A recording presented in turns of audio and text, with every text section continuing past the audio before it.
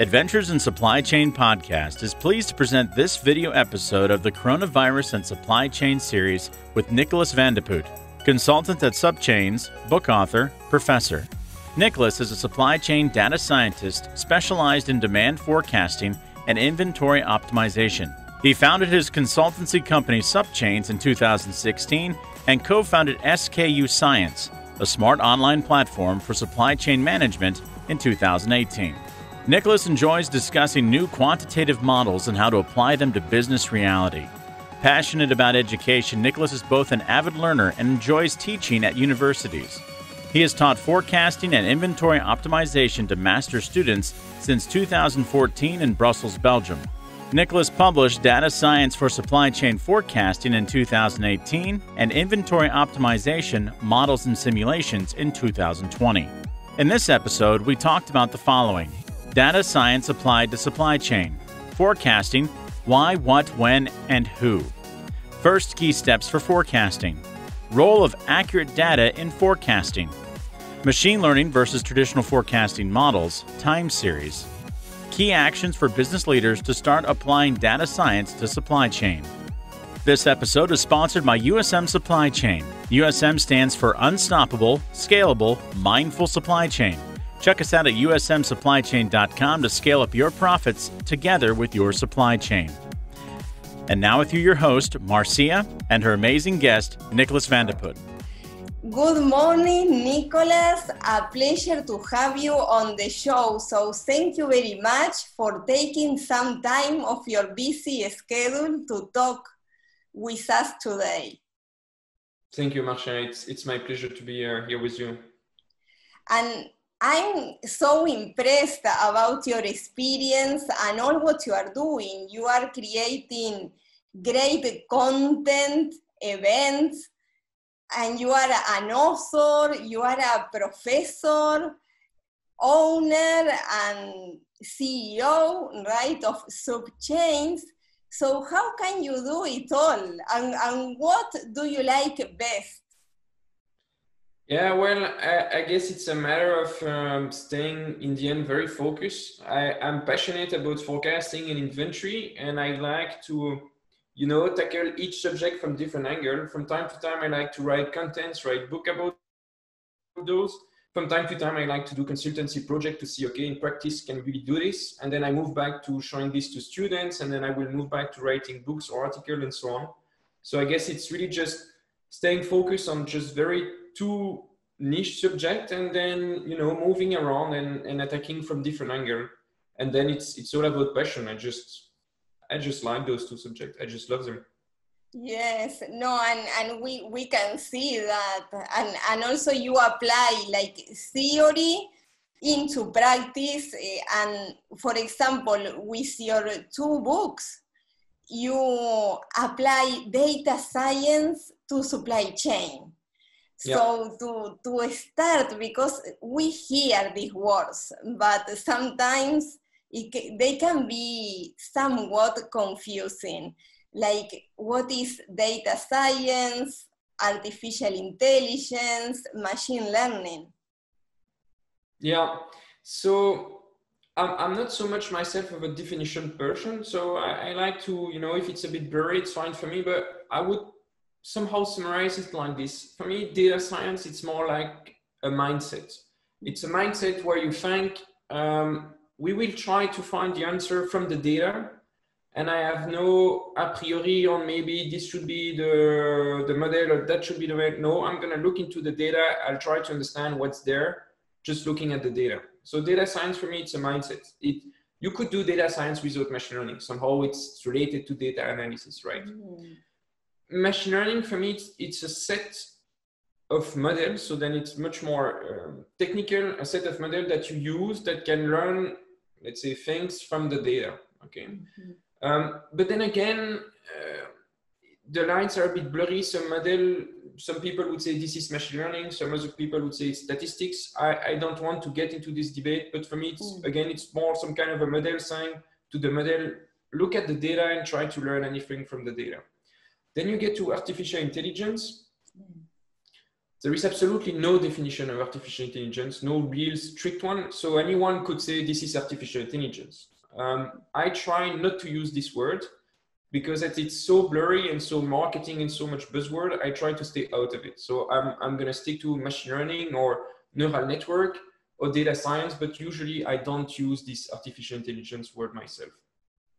Great, great. Yes, so as you were mentioning, is more related when we talk about data science, is more related to an approach on how we are going to use data applied to supply chain to make decisions based on data and not so much on gut.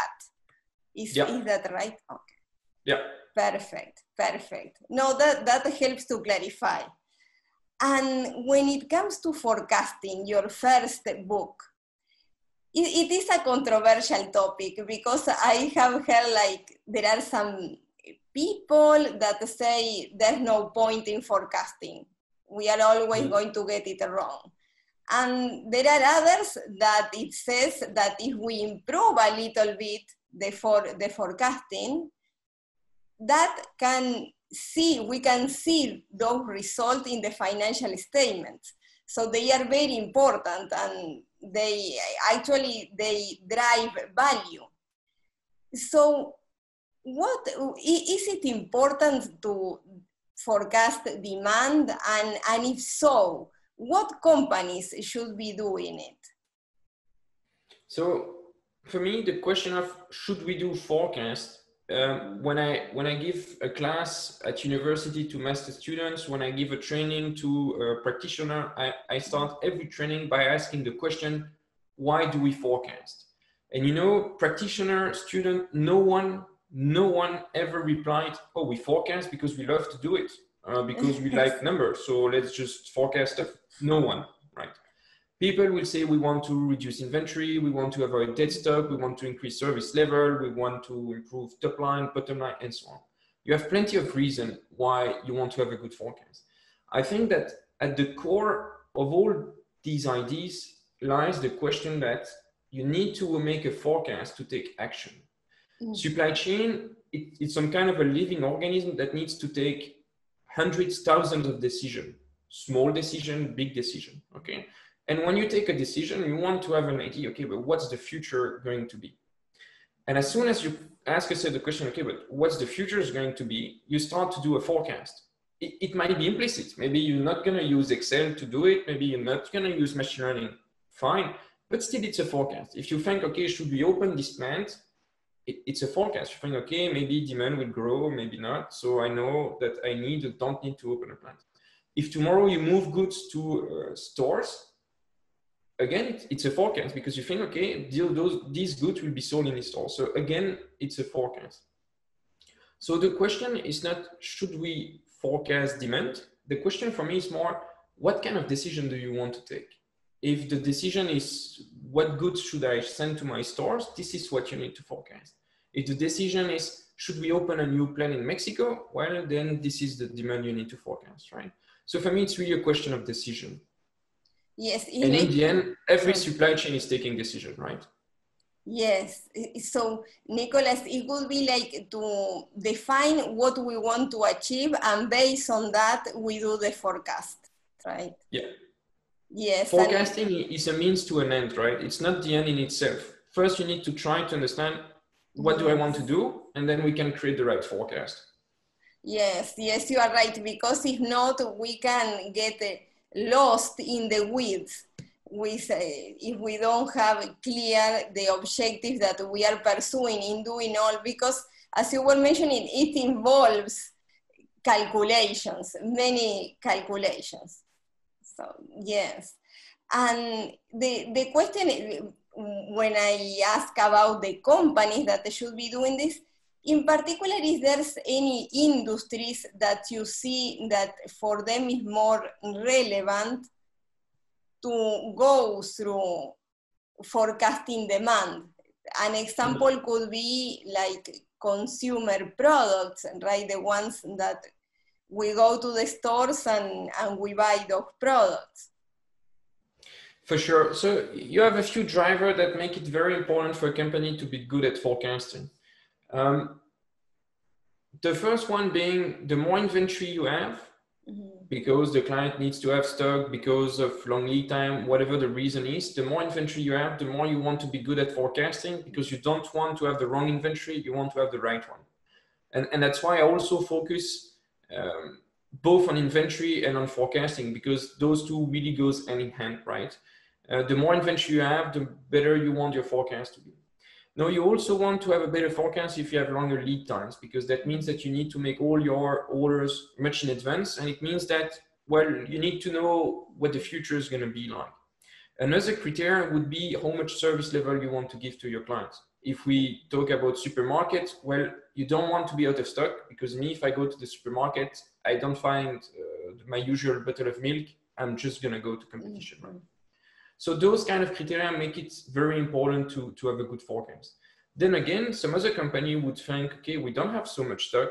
Well, lead times are rather short, so maybe we don't need forecast. That's not my point. I think forecast then is less important, less critical. You might not want to invest millions in it, but yet you need to have an idea on the future demand to take some decision. Yes, great. Yes, it's to anticipate, and you mentioned based on the objective, and you explain very good points when forecasting becomes relevant for companies. And what is the role of data?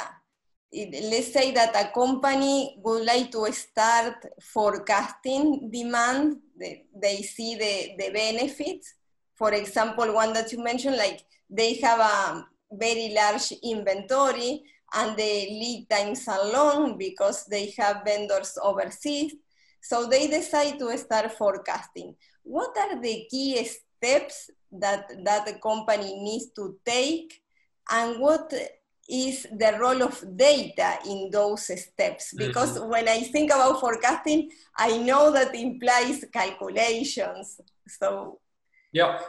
So I recently read an article from another author that bad data will always beat a good forecaster. And I totally agree. So to start with, when you start to think about, okay, we should forecast demand, the first question I would ask is, how do you capture demand? Most companies don't track real demand, they will just track sales or just invoicing date, which would be the worst. So when you think about it, if you get this kind of data, you do not forecast demand, you're just forecasting sales, or you're forecasting invoicing date, or that would be the worst of the worst, you forecast when the client's going to pay you. So you could be the best forecaster with the best model, the most advanced machine learning, whatever, you still do not forecast the right thing. So my first advice for company is try to collect real demand. I know that in most cases, it's impossible to get the real pure demand, because it's nearly impossible in a store to have like cameras watching everyone to know what they're thinking. Impossible. Yet, every step you do toward capturing the demand, the real one, not just the sales, will make the forecast better. So first step, understand your data, try to collect better data. Second step is you need to have some knowledge inside, some technical knowledge on how to create forecasting models. Today, you have online many resources on how to create these models, including my book, but not only. You have blog, you have other books, you have trainers, you have consultancy company that can help you to create this model. Once you get this, the last step, which is extremely important as well, is to create a very strong process that will be able to sustain the data, to sustain the model, but also give the power and track if people, give the power to people to edit the forecast, to improve it, enrich it, but also track if these people add value to it. What we see in many companies is that you get this data, then you get the model, and then people start to tweak the forecast. You know, they put more of this, a bit less of that, but this doesn't create value. Even due to some political conflict and interest, you might get a worse forecast if people start to touch it. So it's very important that you have a good process that's basically tracking if everyone is creating value and not removing it. So just to summarize, data, model, and then the process. Great. And it's very important. I like how you cover these points, because in general, there's some misconception that, for example, if we introduce technology, we can get a good forecast. And that is not the case. You mentioned we need to start first with the data. That is what is going to fill the process then that we are going to use. And you are right, I'm familiar with those situations, right? With the planners that they are making adjustment, but it's based on what we think is going to happen, and it's not based on a layout process. And as you were mentioning, it's not a way for the organization to keep learning about forecasting and improving that forecast. Yes. So with respect to your point, Nicolas, about the second point, because first you mentioned data, then the second point is to have a way to structure that, and then the process. What are the differences with machine learning and the traditional methods for forecasting, like time series? So I think it's important to have this in mind. I'm not trying, because some people are thinking, okay, Nicolas pushing for machine learning a lot. Actually, I'm not that much. I'm trying to assess what's the pro and con of machine learning and statistical model. And in some case, one would be the best. In another case, the other one would be the best.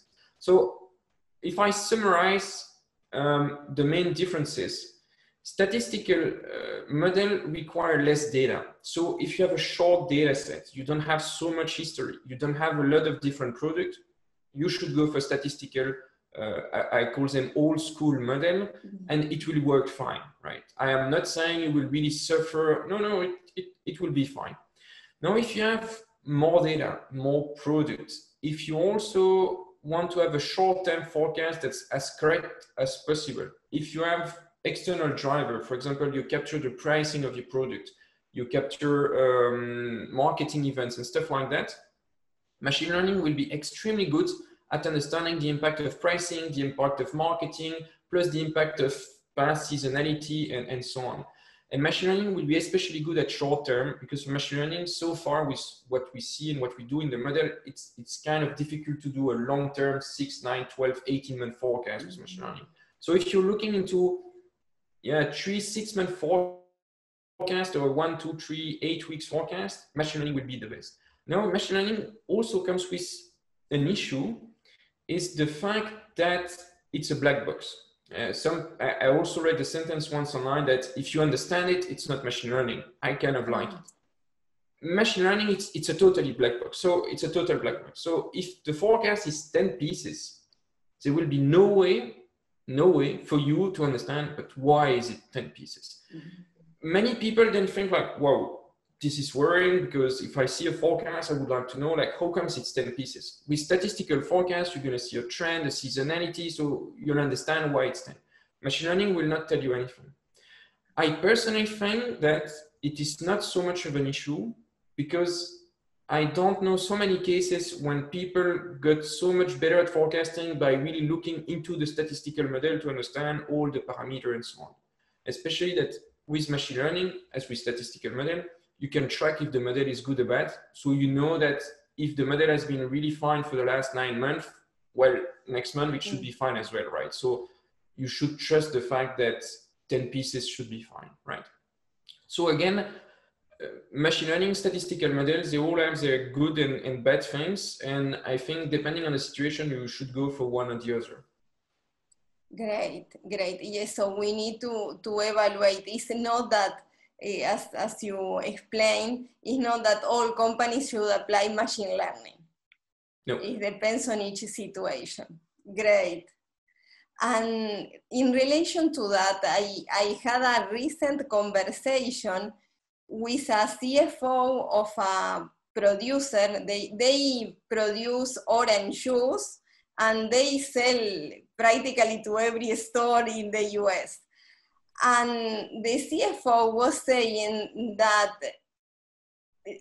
for him, the demand, right, everything depends on the weather.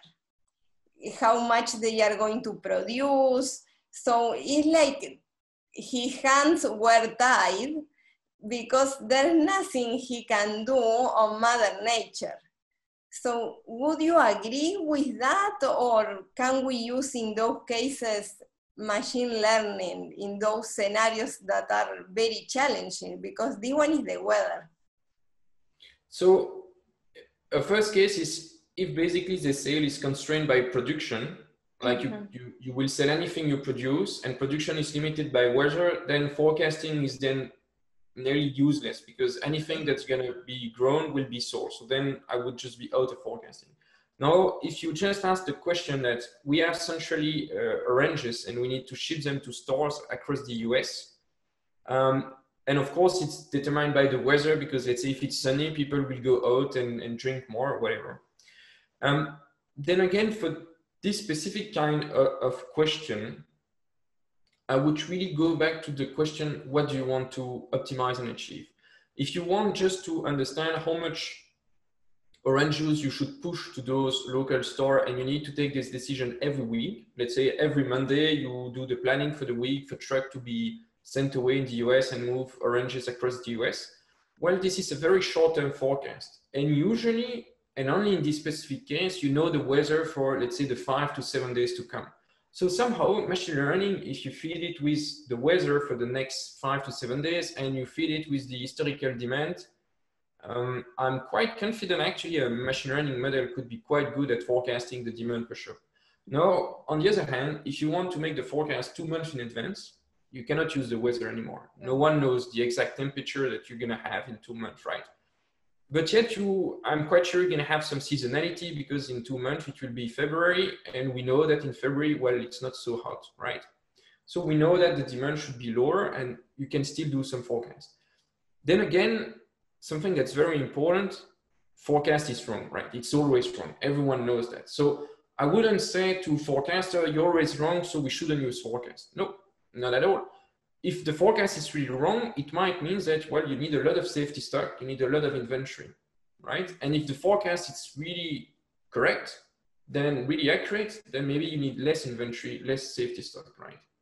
So those are kind of possibilities for your orange juice producer. Yes, and excellent in that. The first question that we need to ask is, what is the objective? And then work based on that. And so we have been talking about applying data to supply chain to make better decisions about, for example, that you mentioned inventory levels, right? To optimize inventory. So what is your suggestion for business leaders that would like to start with this approach? How can they start with this?